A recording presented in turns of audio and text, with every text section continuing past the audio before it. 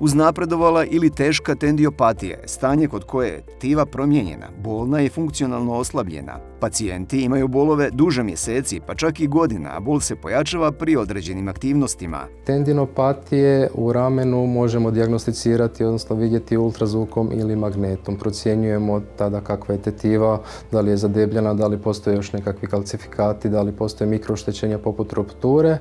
Takvi pacijenti u pravilu prvo se liječe fizikalnim tretmanima, fizikalnom terapijom, a ukoliko i dalje imaju bolovi, ukoliko ti bolovi perzistiraju, tada u obzir dolazi aplikacija lijekova pod kontrolom ultrazvuka.